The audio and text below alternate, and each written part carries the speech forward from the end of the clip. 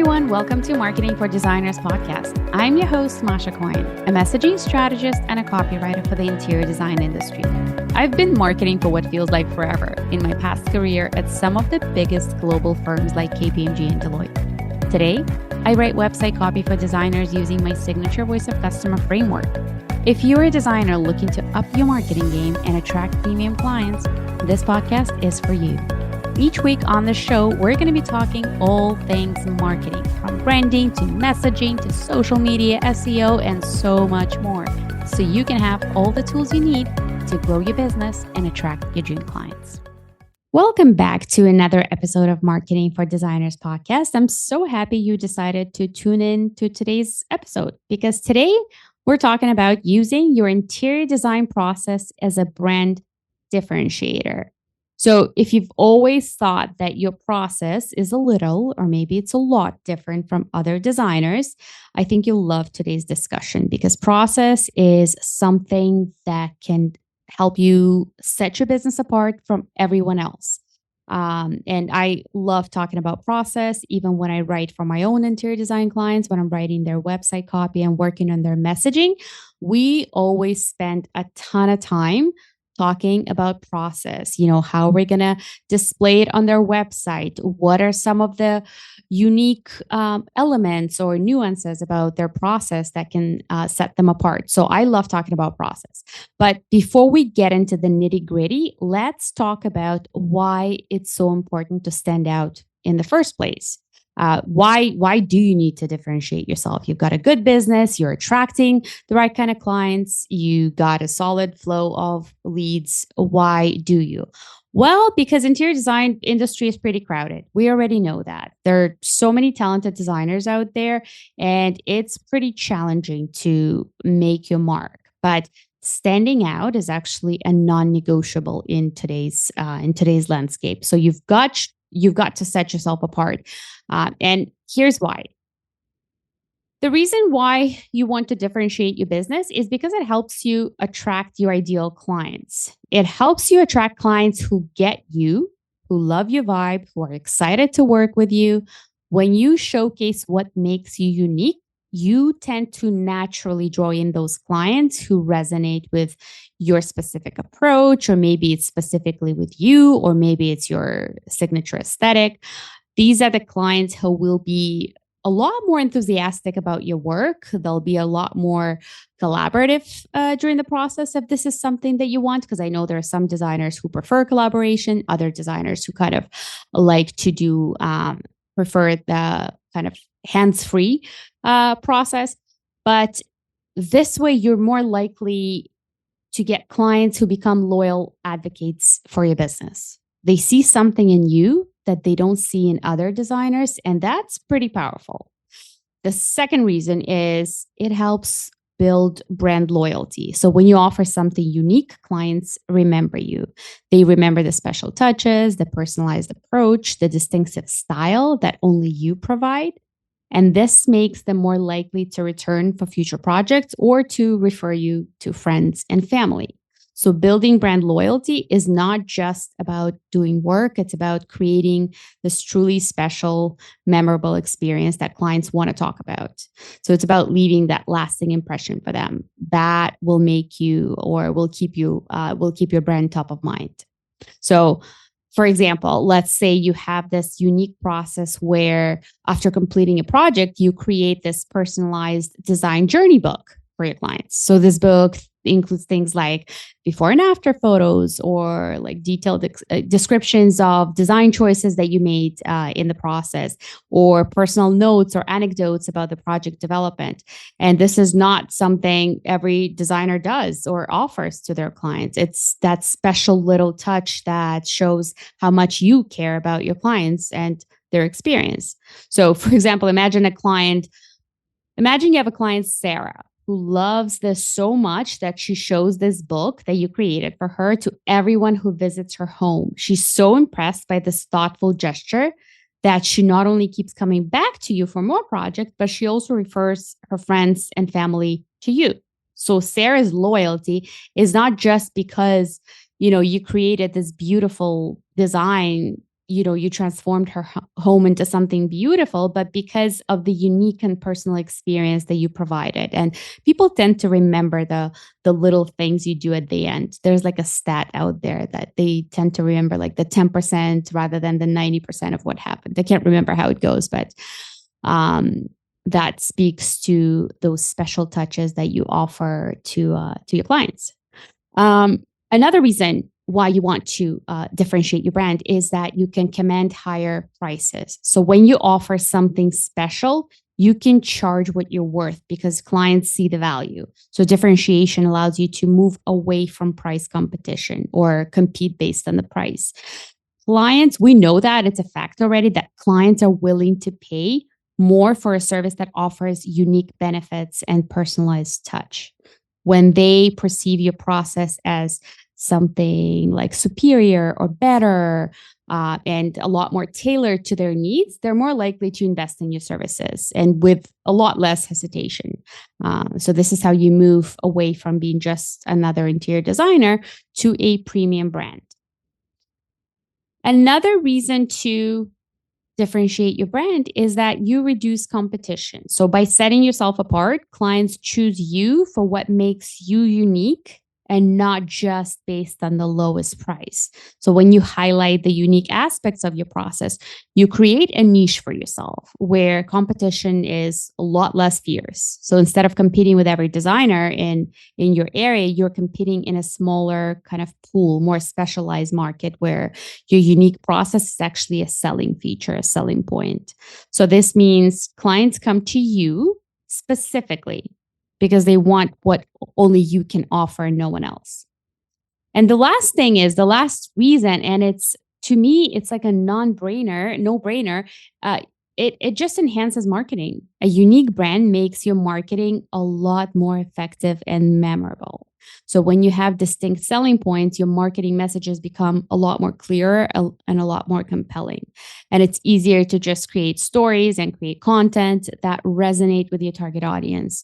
So your marketing efforts stand out because they're not just talking about some generic design service, they're showcasing a unique experience that clients cannot get anywhere else. And this makes your brand a lot more memorable and your marketing a lot more impactful. So these are just a few reasons of why we need to stand out. But let's now talk about some ways that you can set yourself apart, because there is a few ways that you can set yourself apart. And the most obvious one that comes to mind is that if you had, let's say, a unique or a signature aesthetic. So you've developed a signature style and that makes, you so unmistakably you. That's one way. Another way is if you create a special client experience. So make the way you interact with your clients unforgettable. That's another way. Another way is if you offered a specialized service. So offer something niche like eco-friendly design or like custom look from top to bottom where you make everything custom, all the furniture and furnishings. Another way would be differentiating based on your personal brand. So when you infuse your personality and story and values and make that part of your brand, make that makes it so different from all the other designers. Another way is when you have a niche focus. So for example, you specialize in a very particular type of project. So maybe you do just the residential or just the commercial, or maybe you do just the luxury design. Although I have so much to say about the luxury design because I feel like that's so overused and everybody claims to be a luxury designer. But basically, if you were to pick a niche, and that would be a way to specialize. So for example, I have a very specific niche. I provide copywriting services for interior designers. But then I also have like a secondary niche. I specialize in website copywriting that uses audience insights. So client interviews, like voice of customer data. So I picked a niche and that makes everything easier and especially to market my services. And then the last thing, the last kind of way to differentiate yourself is if you had like a technical expertise. So where you highlight a specific set of skills or abilities, or maybe you have a special certifications that set you apart, and that could be a strong differentiator. But today, specifically, we're focusing on one area that can be a game changer, and that's your design process. So we're talking about your design process that can be a powerful way to differentiate yourself. So even if your process is similar to others, which is very possible, there's still the nuances and the details in your process that can make you stand out from everyone else. So to do that, I've got a little exercise for you to see if your process can be your secret sauce, if it can be your differentiator. And I hope you can kind of go through this exercise, because I feel like it's going to be so helpful to really understand if your process is the thing that sets you apart. So this is what I want you to do. I want you to grab a piece of paper and pen, or maybe you just open a new document on your laptop and do this next. Write out your entire process from start to finish and start at the very top. Let's say the very first step in your process is a discovery phase, which is like a pretty standard way to start an interior design process. So start with how your project begins. For example, you might start with a detailed questionnaire that you send to clients to kind of better understand them, get to know them, get to know their personal style, their must-haves for their place, but detail how it happens. So write out what happens during this step in the process. Don't just write discovery phase, getting to know the clients. No, write out what happens. So specifically, what questions do you ask? What do you look for in clients' answers when they answer those questions? Why do you ask these questions? Like, what are you trying to get when you're asking them, like things like, how do you want to feel in your space? Why are you asking those questions? So it's kind of like writing a journal. So journal it out and say, basically, the reason why I ask these questions is because I'm trying to understand such and such. So, and then detail what follow-up questions you ask. So basically, get as much detail as you can into this single step in the process. So really think through the step and make notes. Then move on to the next step. Let's say your next step is conceptual design phase. So describe how do you develop an initial design concept. Maybe you create a mood board or preliminary layout plan, or something else that happens in this step. But this helps you and the client visualize the project and get on the same page. So basically lay out everything that happens during the conceptual design phase, if this is your design phase, or take whichever step that comes next for you. And then note that down and then move on to the next step. Do the same with the next step. But here's an example of the conceptual design phase. Maybe during this creation of mood boards, maybe you create a mood board and then you host a design inspiration day where you take clients to local galleries or showrooms or local shops or even architecture tours to draw inspiration together. I'm just making it up, but this could be what you do in that step of the process. And not just creating mood boards. So this not only builds rapport with your clients, but it also ensures the concept is deeply aligned with your client's taste. Then let's say your next design phase is like creating details, like creating floor plans. So outline, how does that happen? Outline, how do you develop and finalize the design? What happens in that stage? And do like a step-by-step process within that single step. So write down everything that this particular step includes, like furniture layouts, construction, renovation plans, selecting all the details and furnishings, and maybe even highlight the methods for choosing your materials and finishes. I know it would feel silly to do that because it's kind of like a non-brainer, or it's just a silly little thing. But just remember that what comes like second nature to you is not to other people. So make sure to outline that step in a lot more detail. So maybe during the step you provide clients with a design decision kit, like something that includes fabric swatches and paint samples, like the things that you can touch and feel and see. And this way they're making a more informed decision.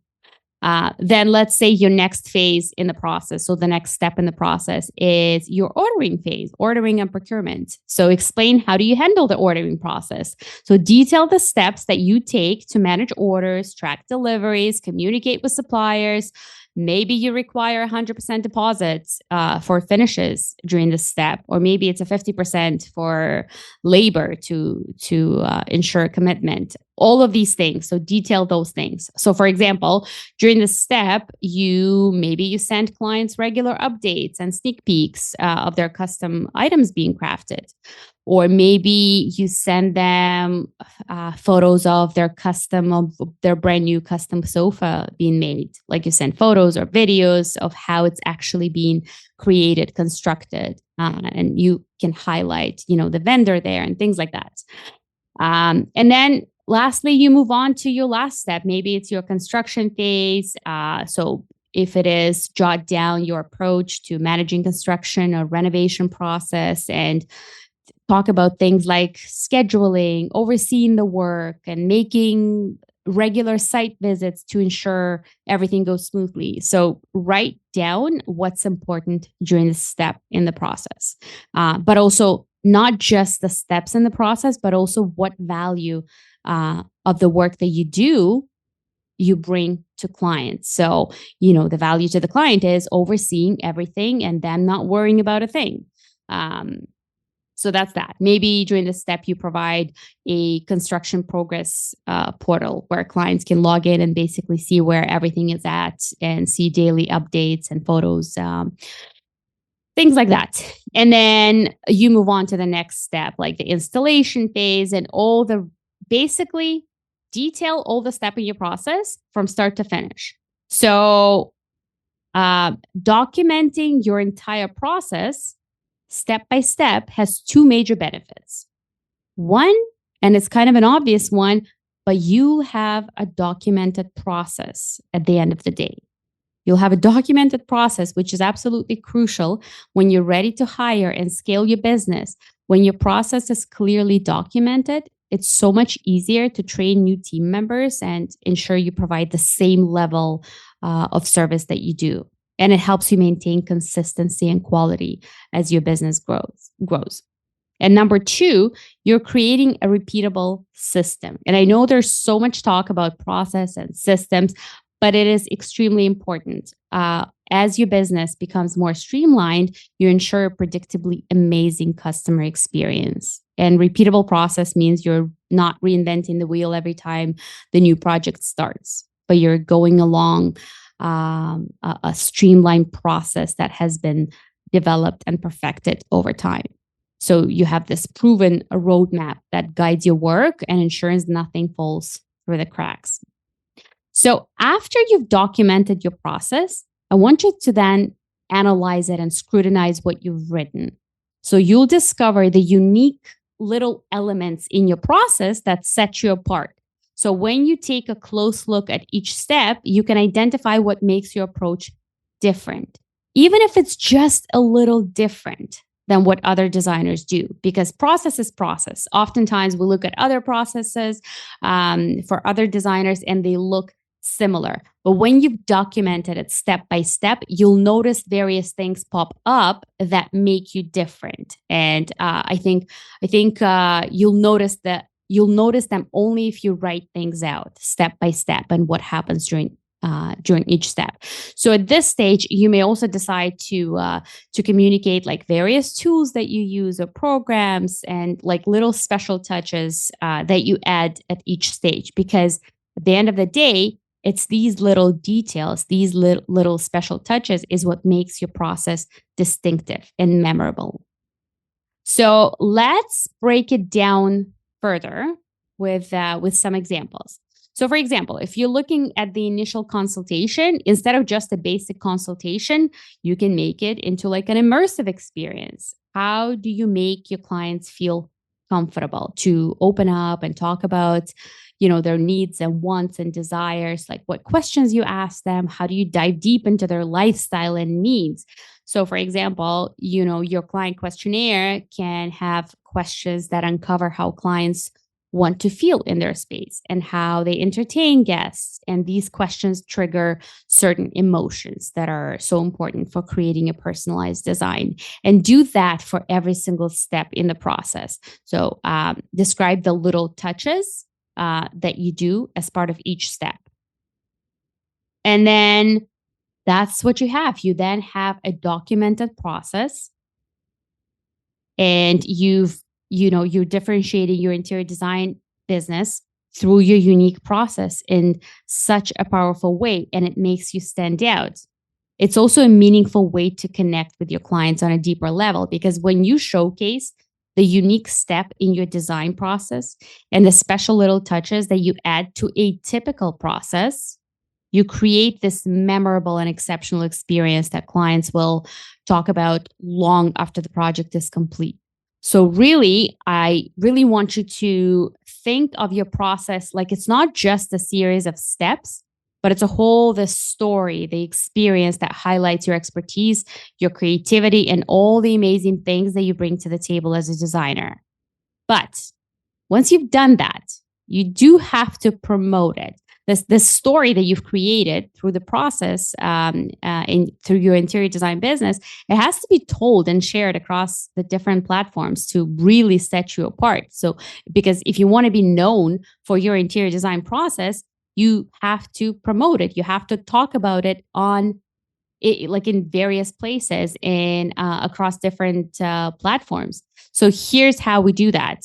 Your next step would be to create a dedicated section on your services page. Most likely, you either have a services page or a process page on your website. So that's where you want to outline your entire design process, and you can use engaging visuals and client testimonials and descriptions to walk potential clients through each phase. So make it clear how your approach is unique and beneficial to them. So in this step, we're not just listing what steps are involved, but we're also highlighting what value clients get during each step. Then we want to talk about it on social media. So you want to share regular behind the scenes content on your social media platforms, like use Instagram stories and reels and posts to showcase the different stages of your process. You can share videos, you can share photos, you can even share client reactions to keep your audience engaged. You also want to maybe highlight your process in the client welcome guide, in blog posts, in email marketing, and definitely share client testimonials. But what I want you to encourage past clients or the clients that you're just maybe wrapping the project up, I want you to encourage your past clients to share their testimonials, but specifically talking about your experience working with you. So highlighting your process, and you want to then feature these testimonials prominently on your website and on your social media and everywhere else. So lots and lots of different ways to promote your process and to promote your business. Because when you do that, when you talk about your process and make it the thing that sets your brand apart, you not only attract your ideal clients, but you also build trust and credibility. So it's the details, the unique touches in what we discovered as you've documented your process. It's those details that are important. It's the details that make you memorable and set you apart in this competitive market. And that's that. I hope you enjoyed this shorty episode on making your design process your differentiator. If you found it interesting, I would love to ask you to leave a review wherever you listen to your podcast, because those mean a lot to me as I'm just trying to promote this podcast. And one more thing, if you want more information and tips and strategies, various marketing strategies, you should subscribe to my Friday emails. I send weekly emails to my subscribers with actionable messaging tips to help you grow your interior design business. And you can do that in the show notes. I'll drop the link there. Thanks so much. See you next week.